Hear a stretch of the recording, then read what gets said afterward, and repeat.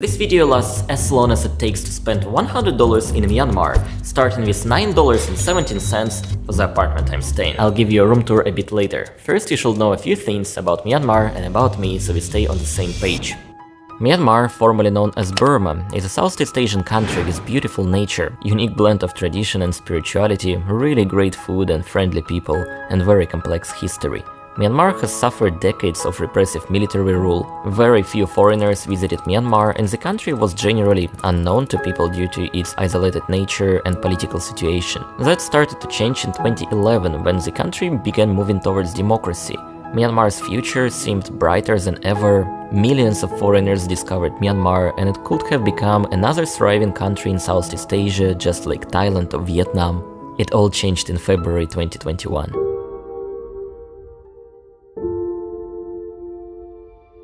Myanmar is back in the headlines. The country is in turmoil after the military swept away the government the people voted for. The military staged a coup, regaining control of the government, reversing years of progress and throwing the country back into disorder. Now Myanmar is in a state of civil war, with the most of action concentrated in the north, northwest and south of the country.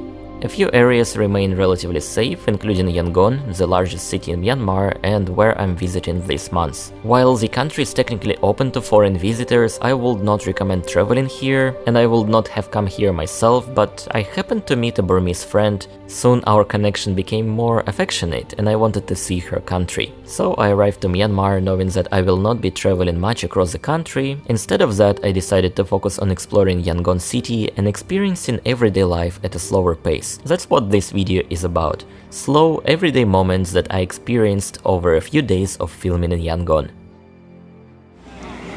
So I'm staying here in the city center of Yangon, and the first step we're gonna do today is exchange dollars into local Myanmar kyat. I have no idea how much money we will be getting today because the last couple of days the exchange rate is going crazy.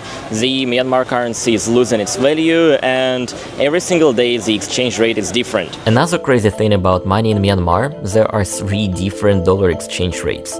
First, there is the government rate, which you will see if you Google dollar to Myanmar kyat rate. It shows 2100 kyat for $1, but that's just a fairy tale, no one actually gets this rate. Then there is the commercial rate used for all kinds of banking transactions. For example, the other day I had to pay 160,000 kyat for my groceries, but I didn't have enough cash, so I paid with my card and I was charged $48, which comes out to 3,300 kyat per $1 You will find this rate at official money changers, but you can only sell dollars for local currency, not buy dollars at this rate. And finally, there is the street rate, or black market rate. That is what you might get from small money changers or when exchanging money directly with some shady individuals. And my friend said that somebody who is changing money using not the government rate might get into trouble here, so I'm not gonna film that. But anyway, I gotta get local currency, so let's go discover how much money I'm gonna get for $100 today. Yangon is known for the highest number of colonial period architecture in all Southeast Asia, and I clearly can see why. I walked a lot around downtown and that looked really gorgeous, and at the same time I had a very hard feeling on my heart. All these grand buildings also look very weathered and make me think that Yangon has known better times. Just like this little Yangon hostel that probably was packed with people 10 years ago, and now it looks abandoned. I saw a lot of people on the streets, some doing their jobs, some people seeking human kindness, some digging through the trash, searching something they might exchange for bits of money, and I did not feel comfortable pointing my camera on people at these moments, but during my months in Yangon I had hundreds of people approaching me and begging for money. Some I helped, but most of them I had to ignore. That is the sad part of life in Myanmar. Money exchange job is done. I got 610,000 Myanmar kyat for $100, which is crazy because just a month ago when I was visiting Yangon in July, the exchange rate was about 4,200 kyat for $1. I don't know what is happening here, but the situation with money is like clearly not good. And let's actually try to understand the value of this money, but first have a cup of coffee. I'm craving for a cup of hot Americano.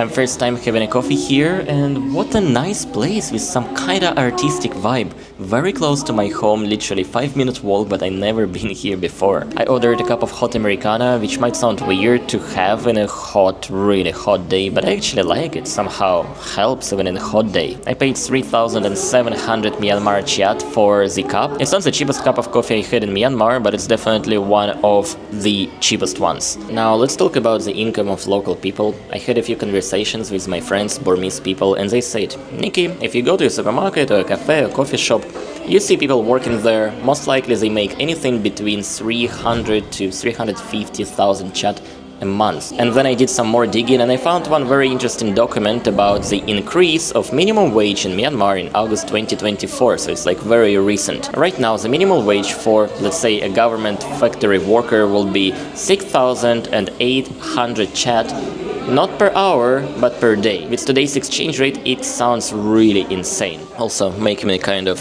guilty having this cup of coffee that costs literally half of the money somebody might make in a day.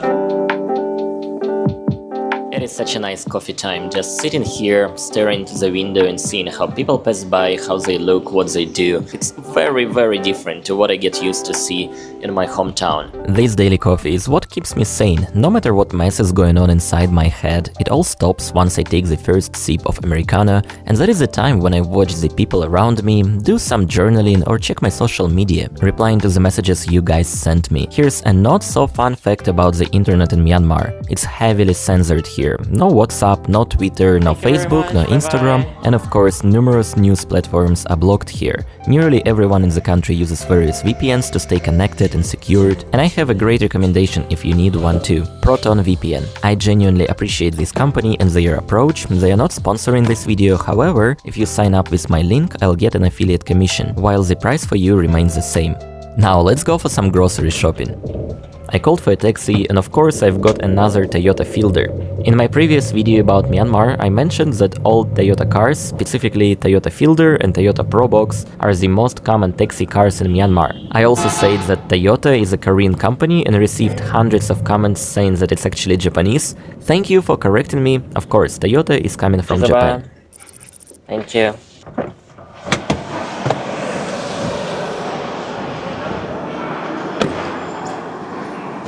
So I just arrived to a huge shopping mall in the downtown area, the Junction City.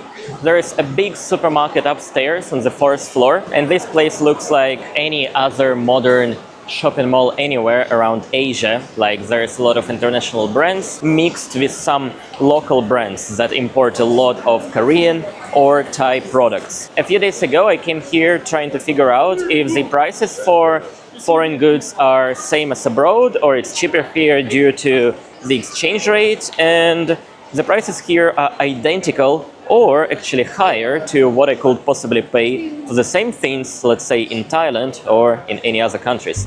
For example, the prices for iPhones and Samsung phones here are just crazy. I went to the Samsung store and they had all the newest phones, like this Galaxy S24, S24 Plus and S24 Ultra. They also had a quick power blackout, but nothing to worry about. Oh.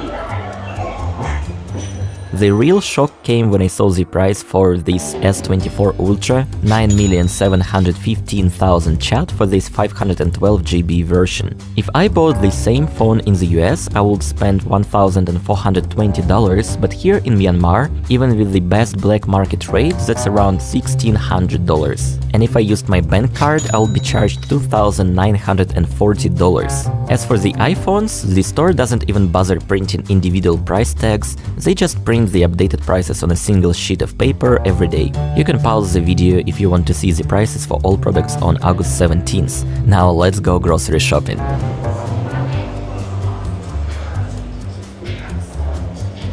This is a nice, huge supermarket. It's about 5 p.m. right now and I see a lot of people coming here for groceries. And since I arrived to Yangon, I've been coming here every couple of days. I could get most of my groceries at local markets too, but local markets here is more like a cultural experience to me rather than a daily life routine. Today, I'm just sticking to my routines. Here's our shopping list for today. Let's go see how much it's gonna cost us.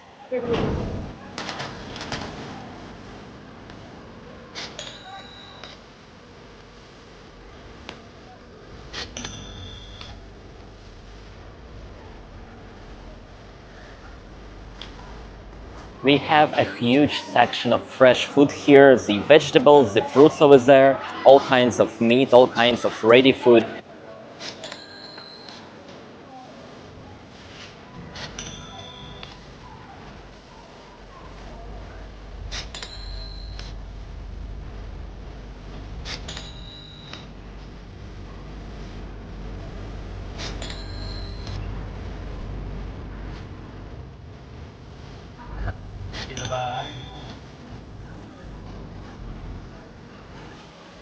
I think we're done with everything for beef curry. Now let's stock up my fridge with all kinds of snacks, yogurts, drinks, whatever it is. We're staying at my favorite part of the supermarket, the dairy section. And I stayed in Myanmar for a very short time, but I already got my favorite yogurts and a few of other things here.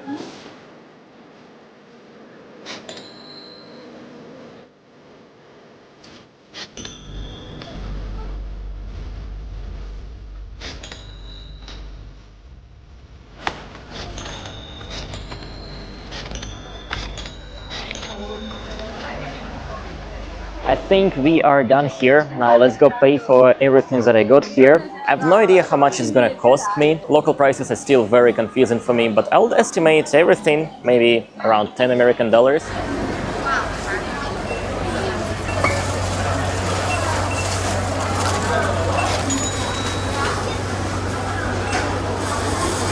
Which is about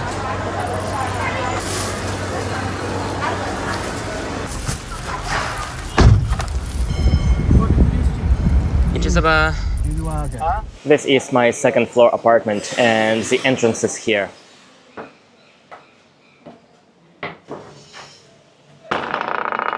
Guys, this apartment is absolutely amazing, and the best news is this apartment is mine for the entire month. So let's have a quick room tour. Couch number 1, couch number 2, and a wooden chair with a table between them. Really nice living room area. Projector screens that I use for watching Netflix and YouTube. Really like this thing. A lot of old style furniture all around the apartment that give soul to this place. A big working table, which is a real luxury to me because when I travel, Airbnbs and hotels rarely have a nice working area.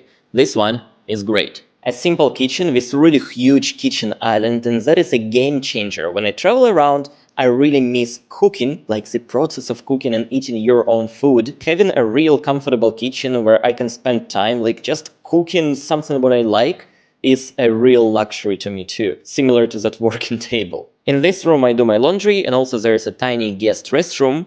It's not for tiny guests, it's just a very tiny restroom. And over here is my bedroom. It's sort of a nice looking bedroom. I really like the look of this room, but the mattress is not as comfortable, and also it's leaking when the rain goes really strong. It's one of many tiny discomforts of staying in an old style heritage building. This map is really great decoration for a bedroom, and I keep curtains closed because over here there's literally another building in front. You can even see a little bit of somebody's kitchen over there. On the opposite side, the view isn't much better. Unfortunately, there's a big construction happening.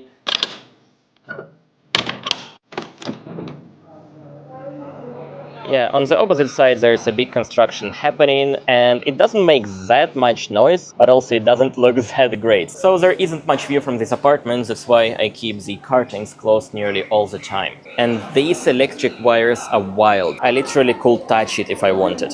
I'm not doing that. Now, a few things that are really unique to Myanmar. First of all, my savior, the electric battery. It literally started buzzing right now.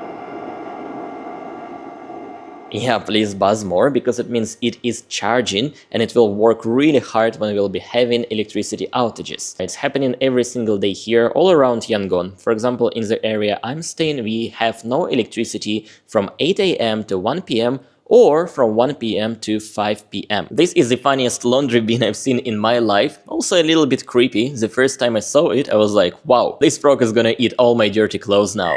Good frog. The kitchen stove is run on gas, which is a little bit terrified for me as a Western person. And over here is a bit more info about the apartment. By the time when I was inquiring the price for this apartment, they charged me 1,700,000 Myanmar Jet, which was exactly $650 using the official bank rate. And today the bank exchange rate stays about the same as it was a month ago, but the real exchange rate, the people rate, is kind of skyrocketed. It's gonna be a bit of cooking time, and also I'm expecting a special guest.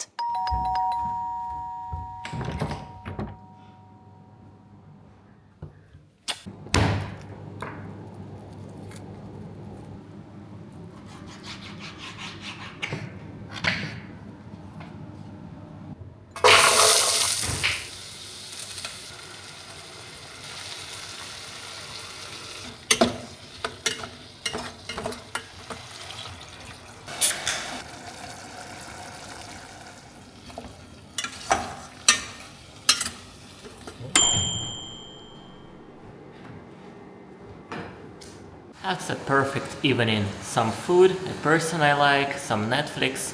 Ideal. Okay.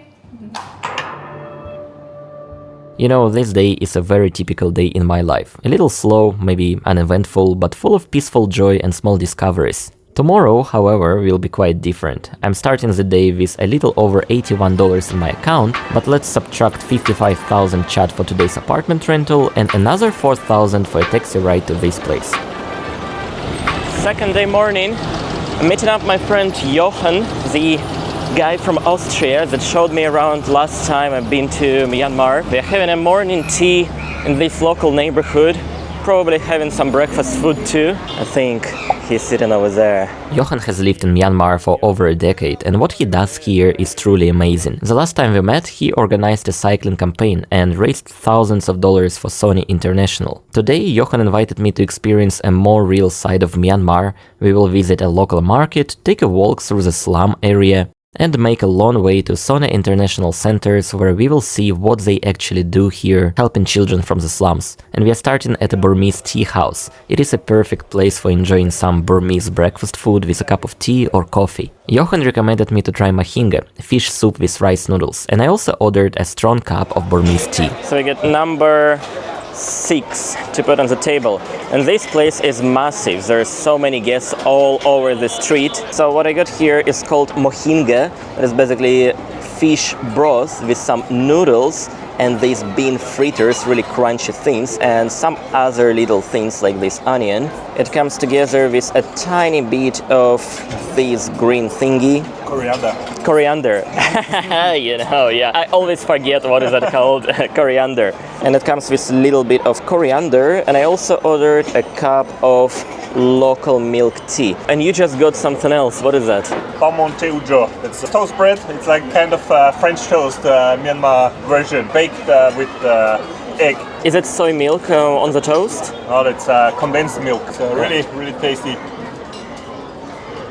Over here we have some additional spices like sugar, spicy chili flakes, the lime juice, and also fish sauce. Some more spicy chili flakes and some more chili flakes. What is that? Just regular tea? Plain tea. Free tea. Yeah. Nice. It's actually a very delicious meal. It's the second time I'm eating mahinga. The first was during my first trip. Absolutely a random local place at a street market, feels more like a street food.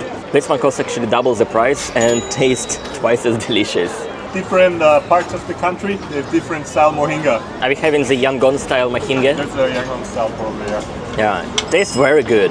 We also got some milk tea, which is a very strong and usually a very sweet thing, like strong brew of tea with a generous amount of condensed milk. We specifically asked for not very sweet cup of this tea. Let's give it a try. It's very strong. It's like really strong cup of tea. You can order it without any milk or anything. It's like super strong. It's like a espresso basically. That's when I learned there are so many different ways to prepare tea in Myanmar. Think of all the types of espresso drinks. There are even more variations of Burmese tea, each with different proportion of tea, condensed milk and evaporated milk. I absolutely loved it. So what are we doing here? What's the plan? So now we are here on 49th Street. It's on the edge of downtown. You will see it's very interesting. Very nice local neighborhoods, markets, nicer areas, also slum areas. That is the art of crossing roads in Myanmar. You gotta be careful here, but also there are no motorbikes in Yangon city, which makes it easier to cross. Minglava, Minglava. Minglava. Oh, people know you here. Yeah, I was living for 6 years here on 49th Street. I always came here for grocery shopping. You know, that is a very hilarious experience of getting through this market and seeing how Johan is basically being taller than every single person here.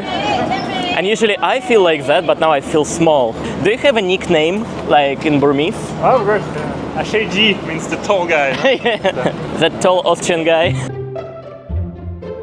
Street markets are all around Yangon. No matter where I stay, there's always a small market within walking distance. And we will take a closer look at a huge market later on our way. What you're going to see next is my walk with Johan, where he shares all kind of interesting little details about life in Yangon. I asked him about lots of random things I noticed along the way, which is something I love learning about foreign countries and cultures. Discovering those small, everyday things that are completely normal here, but don't exist where I grow up. Local neighborhood pagoda, where the local people go for worshipping and meditation. You also have the proper infrastructure around now, selling the flowers, selling the birds. This plant, it has no other use. They use it for to put to the altar, the Buddha altar. You know, like every house, they have like a shrine, but they have the Buddha, and these leaves they stay fresh for super long.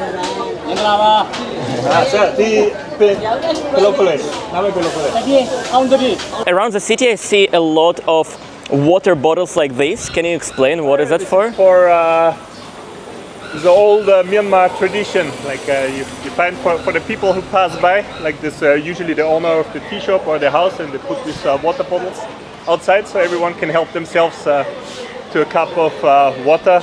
So it's for drinking? For drinking, yeah. Like that's the traditional version, and easier to run like plastic bottle. And this sign says, please do not park the car, so people can drink here. Yeah. Let's take water here, and then Myanmar people, they drink without touching the lips.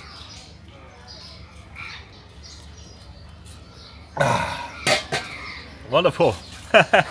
We will enter a completely different world, but it's safe, no worries. Yeah, this place doesn't look like somewhere I would go myself. I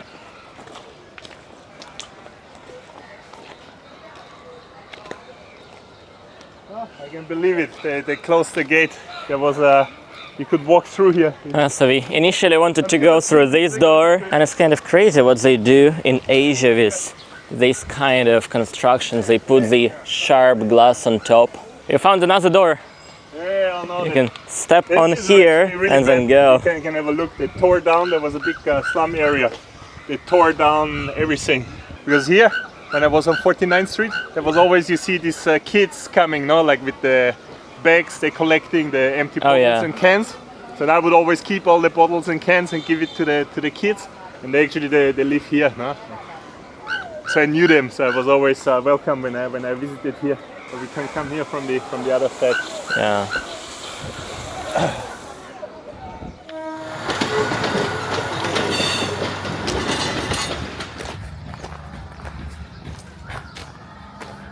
It was very interesting to see here. They're producing charcoal, because all the cooking here, like especially in the villages and in the slums, it's all happening like on the wood fire or a coal fire.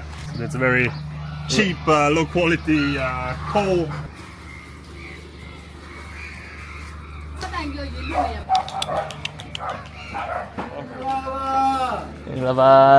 People are very friendly and welcoming here. A lot of people say Minglaba, hello, and kids having that Tanaka thing on their face. Very cute.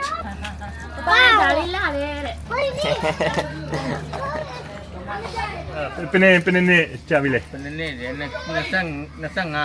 25 years it took. 25 years. Limestone, no? Like they use the limestone for the betel nut, no? But all the people are chewing and then spitting the red stuff on the street. The leaf, then you put the nut, then you put the limestone, and then you have all kinds of like this is chewing tobacco, and then you also have like anise seeds, or you can make it as you like. Do you ever have it? I tried it once, but I was fortunately I was not impressed. Like it's like cigarettes; it also makes you addicted, no? Like and it ruins your teeth. Same as bad as cigarettes. Jizaba, bye bye. What is this growing? That's a betel nut, actually. That is a betel nut. Yeah. That is a betel nut. Interesting. And we are back to big city area again.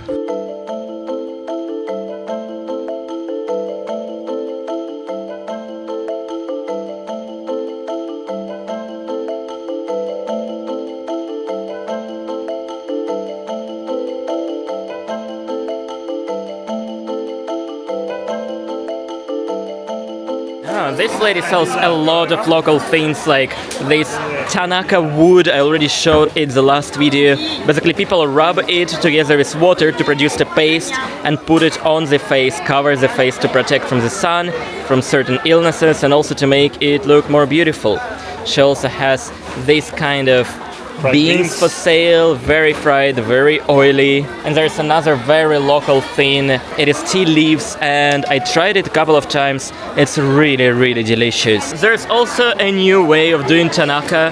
That wooden thing is all traditional thing. Looks like a piece of clay, like a tiny brick of clay, but it is Tanaka. These little things that are Tanaka as well. Yeah, what is that? He told me, he said it's very bitter. I never seen this. Yeah. He told me the name of the fruit. I asked, is it sweet or spicy? He said, no, it's very bitter. But it's the same one, a bit bigger. But I have no idea what it is. Guys, if anybody knows what this is, please comment. Jochen sees it the first time in his life, and obviously I see it the first time in my life. So the pickled lime, pickled fresh mango, pickled mango, like dry mango. But this one is actually not food. Jochen, what is that exactly? This is a traditional Myanmar shampoo for the Myanmar ladies. They love it. They have all this beautiful black long hair, so it makes the hair very smooth and shiny. So the traditional Myanmar ladies, they will use this shampoo, and it's dripping a bit, or is it me? I will never guess this is a shampoo. It looks like a soup. Oh, Ayala.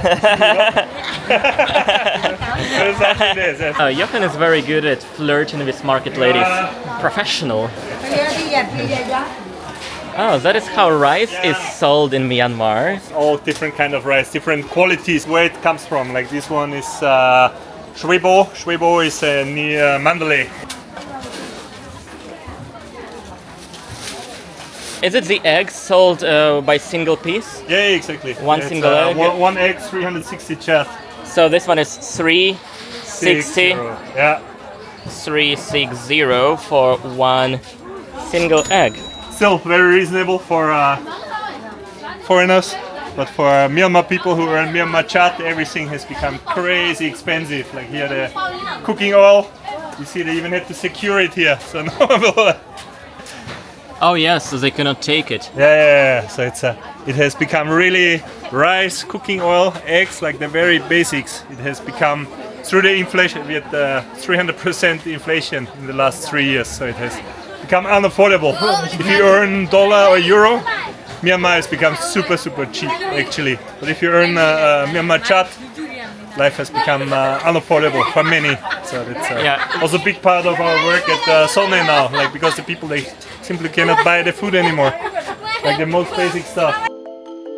There is something special about markets in Asia. The longer I stay in one place, the more familiar I get with the local way of living, and the more I find myself shopping at these markets. It feels good to come back and see vendors actually recognize you. Sometimes the groceries are a lot cheaper here, and sometimes they cost about the same price as in supermarkets, but either way, when you're coming to a local market, you're supporting local people, which is always a nice thing. Today is a hot day, and staying hydrated is important. I grabbed something to drink, and we started our journey to the final destination, Sonne International Centers. We took a boat, and guys, let's take a moment to appreciate the work of this man. He rows the boat all day long, taking people across the river, whether it's hot, sweaty day or pouring rain. I am not sure how much it costs for locals, but we paid 1,000 kyat each for this trip across the river and headed to the bus station.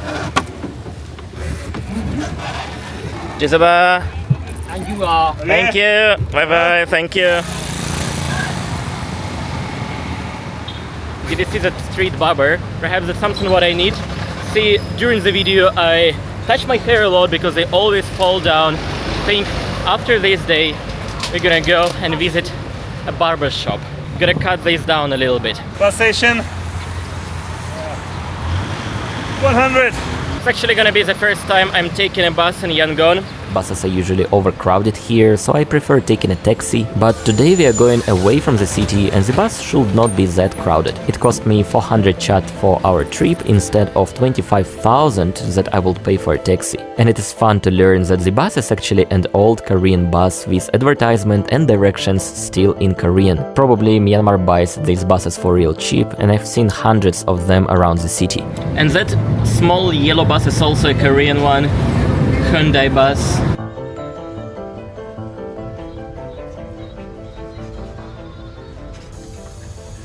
"40 minutes later we got off the bus and soon arrived to one of Johan's centers. Long story short, they run 4 centers in this area of the city, giving a chance to children from the slums. Most of these children bureaucratically don't exist, they don't have any documents, they cannot attend public schools, some of the kids are coming from really troubled families, and some of them are orphans. So what we do here, we teach non-formal education. We teach the Myanmar school curriculum. Mostly when they come to us, they are 6, 7, 8 years old. Most of them have parents, but family background, often in the slums, like there's a lot of problems with drugs, alcoholism, prostitution, crime. Their parents, they don't have any documents, like they don't have a birth certificate, they don't have a passport, of course. So same for the children. Officially, like these children don't even exist. Some of my colleagues, they're specialized, they deal with the local authorities. So we can help them to get their birth certificate, and then after 1 or 2 years to enroll them into the public government school.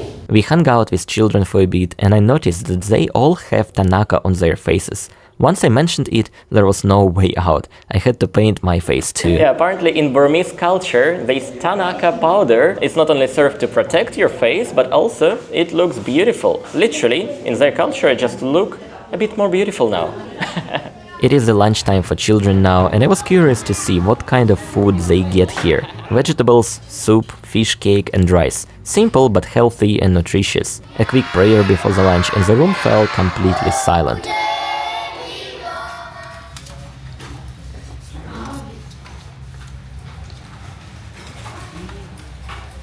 We said our goodbyes and Johan took me to their largest center. On the way, I could not stop thinking that many of these children, they had such adult expressions on their faces. And Johan shared some of their stories with me, but I'd rather not repeat them here. It is heartbreaking to hear what these children are going through, and I'm glad to see that there are people like Johan and his team actually making difference and giving these children a real chance for a better future. I'm sure that the children will soon forget me and my awkward dancing, but the impact Johan and his colleagues are making will stay with them for a lifetime.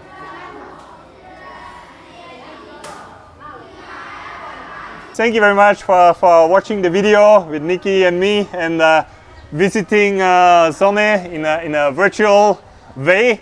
If you ever make it to Myanmar, you're also very, very welcome to visit us in person in our center. So if you think our work here is support worthy and you want to support us helping the children and people in need in Myanmar, we would much appreciate any support, however small it might be, makes a difference here. And if you have any questions or suggestions, there will be an email address and a contact, so you can contact me anytime, and I'm happy to answer any questions you might have. Thank you so much from Myanmar. Johan, thank you. When I met for the first time in July, I just heard about what Johan is doing here, and today we saw it by our own eyes, and I see this place is actually making a big difference. I want to donate a little bit of money too, so whatever we have left after spending all these $100 in this video is gonna go to Sony International, along with all revenues that I earned by posting my last YouTube video from Myanmar. I believe it's around $500 more or less. It's getting to rain right now, and I think it's time to go back to the city, to the final things that I wanted to do in this video. Cut my hair, because I do like my hairstyle right now, but I want to make it a little bit shorter and also have the experience of what it's like going to a Burmese barbershop. So see you in the downtown. Welcome back to the city center of Yangon. These streets look great. Oh, those dogs don't look as great.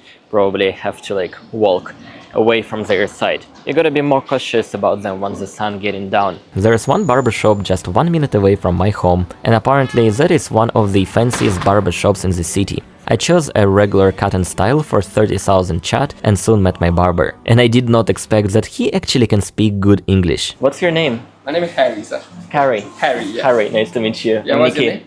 Niki? Niki. Of course, he asked me where I'm coming from, and once he heard that I'm from Russia, he was really curious to know what's life like there. My most typical answer for that is, living in Russia is interesting. It is a large and very diverse country with great people and corrupted government. And the biggest difference from living in Asia is that Russia has 4 very distinctive seasons of the year. Spring is rainy, summer is really hot, fall is gloomy, and winter is really cold. Have you ever seen snow?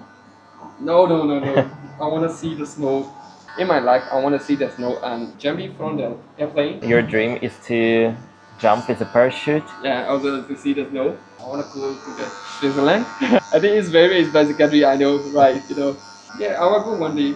And then Harry shared that he's having a more actual dream. He wants to bring his younger brother to Yangon and educate him on being a barber so they can work together building their future. And I'm sure that he's going to do that and eventually see snow in Switzerland someday too. That's a good dream. Harry is amazing. Like, he's never been abroad and yet he can speak real good English, and it was absolutely nice talking to him and hearing about life in Myanmar. And after I talked to Harry, I also thought what it's like being grown up in Myanmar, living here. Life is tough here, and visiting Myanmar is literally the saddest travel experience of my life. I've seen a lot of good, a lot of bad, a lot of terrible things here. I heard even more terrible stories, and yet I saw a lot of bright sides of life here. Like all these people who work for Sony, taking care of the kids, giving them a chance for the future that they otherwise would never have. And also this Harry who dreams big about visiting Switzerland, and dreams even bigger about taking his brother to Yangon, educating him to be a barber and kind of building a life together. And here I am, with no big dream, with no big purpose, just a guy